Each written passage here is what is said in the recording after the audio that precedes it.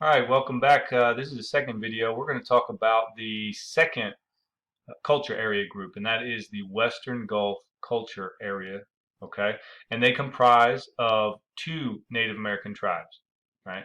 The Karankawa, right here. I'm at the top, and I'll show you how to highlight. So if you highlight a word, come over here to Notes, left click Notes. Oh, no, take it back. Let's try it again. Highlight, select Add a Note, and then you can choose from one of these colors when the highlighter comes up. So let's say we're going to make it green. So you can choose green, come down here and you can hit save. Okay, and it'll save that note. Okay. All right, so the Karankawa and the Coahuiletcans. Okay, those are the two groups that we're talking about. Those are the two groups that make up the Western Gulf culture area, right? And look at them over here. So here we go. I'm on the right, bottom right. The Karankawa are in pink right here. So notice that they take up almost the entirety of the coast right here. Okay, the Atacapa is just to the north of them a little bit, and the Karankawa are all along the coast. So right away, seeing where the Karankawa are, you should know that they probably do a lot of what for food when it comes to food. And I hope that you said fishing, right? Because I mean they're on the coast. So the Coahuiltecans, they're not on the coast. So what do we think they're probably doing? If you said probably farming, you're right. And if you said probably hunting, I'd say you're right again, right? So, when you look at all of these groups, and we'll talk about the other groups in the other culture, the other two culture areas later in the week, but you know that they're all going to be involved in a little bit of hunting, maybe a little bit of farming, maybe a little bit of fishing, depending on, right? Not all of these groups can do fishing because they don't all live on the coast unless they fish in the rivers. But when you look at this, eastern side of Texas, there's a lot of rivers. So the Wichita, the Tonkawa, the Comanches over here a little bit, the Coahuiltecans, the Karankawa, the Atacapans, the Caddos. I mean, by and large, yeah, what, one, two, three, four, five, six, seven out of the 10 tribes that are settled over here in East Texas where all the rivers are and where the coast is. So water's important when you think about where you're going to settle. I mean, if you were going to pick a place to go and live, you wouldn't choose to go live in a place you wouldn't choose the desert, I don't think. Right? You would choose somewhere that has water, somewhere that has food, somewhere that has fertile soil, lots of wild game, animals, where you can grow crops, where you can get water, where you can do all of these things. So it makes sense that you see 7 out of 10. So 7 out of 10, 70%. So 70% roughly of the 10 Native American tribes that make up Texas settled in East Texas where all of the rivers are, okay, where the coast is, and where the most fertile ground is because it's the wettest out east. All right, sorry, I digress a little bit. Let's get back on topic. So the Karankawa and the Coahuiltecans. All right, let's take a look at the Karankawa first. All right, and I had to learn how to say some of these names, and I still struggle sometimes, so don't worry about it. Karankawa. Okay, known for their height. So these guys were tall, taller than most of the other Native Americans, and you can see that somewhere in this book on here it says scholars have speculated as to why they were so large. And one of the reasons that historians and researchers think that maybe they were such a big a big tribe compared to their other tribes, that they were larger than most, is because of their diet.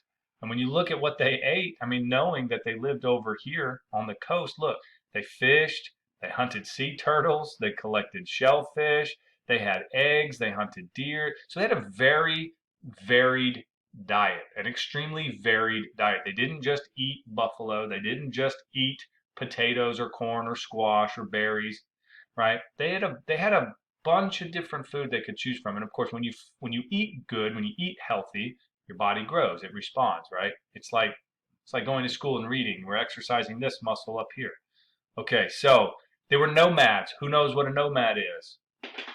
Anybody? A nomad, well, you can read right here. A nomad is someone who moves from place to place. They're not settled somewhere permanently. Think back to the Wichita, the Caddos, and the Atacapans. What kind of settlements did they have? They had permanent settlements. Remember, living in grass hut with bent poles, and they would put deer skins or leaves or reed mats or something. Well, a nomad means they don't settle in one place. And here it tells you each season, the Karankawa would relocate to another region where they would be provided everything they needed to live during that time of year. So that means they moved. They most likely followed the food. So when we talk about people who are nomadic, right? Nomads. Those are groups of people that follow the food source. They don't stay in one place too long, okay? Let's see here. The Karankawa used dugout canoes to paddle through the bays and the inlets. Of course, if you're going to live along the coast, you got to be able to move around. They can't just walk on the land, so they took to building canoes so they could move around the water, which makes sense. How else do you think they were out there hunting sea turtles and things, right? Here's something else that's, I mean, okay, we got, they're hunting. Again, we talked about all of these groups are going to do a little bit of hunting and farming, right? And of course, if they're going to hunt, they didn't have weapons at the time. This is before the Europeans arrived. So without weapons, without guns, right? Without steel, what do you think they're using? Bows and arrows, exactly, right. And it tells you right here, the Karankawa hunted with bows and arrows. But here's something that's portable huts called wigwams. So they're homes. We know they're nomads. They didn't live in grass huts. They lived in wigwams, okay? Kind of like those grass huts, except they covered them sometimes with animal skins or reed mats. A reed is just like the thin part of a bamboo. Like if you were gonna, kind of like string cheese. If you eat string cheese, you can peel that string cheese off. Well, that's kind of what a reed is. Like if you take and string off a piece of wood that's real thin, you can weave them together to make mats, and that's what a reed mat is. All right. A daily life of a Karankawa. This is interesting because part of your assignment for the week is you're going to give me a written report on the daily life of, and you're going to pick one. You're going to pick a Native American tribe from the southeastern or from the Western Gulf culture, and you're going to give me a day in the life of. And if you need an example, you can refer to this. But basically what I'll be looking for you to do is to tell me, you're going to pretend that, say, you are a Karankawa Indian, for example. Your job is to write, and tell me what it was like. I don't know what it was like. So you write and tell me. And you'll have to learn a little bit about this. So you'll have to read through the textbook, which I'm going through with you now a little bit. I've showed you how to highlight. You've got other resources inside Google Classroom that you can look at. And of course, there's videos, and you can go to the YouTube channel and that sort of thing. Here's the last notable piece, I think, for Karankawa. What does it say that they did to keep insects away? Read right here. The Karankawas rubbed alligator fat and dirt on their skin. So here's how I remember that. The Karankawa first lived along the coast. So alligators live in the water. They live near the coast, right? Salt water. The other way you can remember, Karankawa starts with a K. Well, if you look at that like outer part of the K, right, that's closest here, if you drew little teeth inside there, then it looks like a mouth, right? And what does an alligator mouth do? It closes, opens and closes. So on a whiteboard, I can show you, but you draw little teeth inside the K that reminds you that it's an alligator. Oh, that's right. The Karankawa rubbed alligator fat on them to keep insects away. That's interesting. And this happens to all of the Native Americans over time, right here. European diseases. Okay, when the Europeans finally do arrive, not only do they bring guns and steel, they bring with them germs, and the germs wipe out and devastate and completely decimate the Native American population because they just don't have the immune system to deal with it. Okay. The second group within the Western Gulf is the Coahuiletcans. Okay, they were just like similar to the Karankawa, but they lived further south and they lived inland. They didn't live along the coast. Okay, their climate was dry and didn't support much farming. All right. Let's see, what else does it talk about the Coahuiletcans? They were nomads. Okay, so now we've kind of put these guys in two groups, right?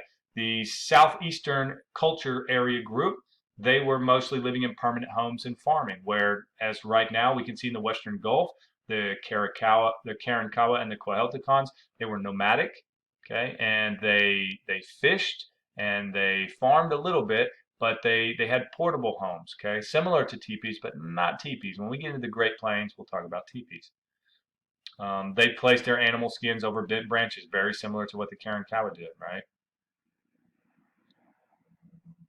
Okay, mitotes. So this is important, right?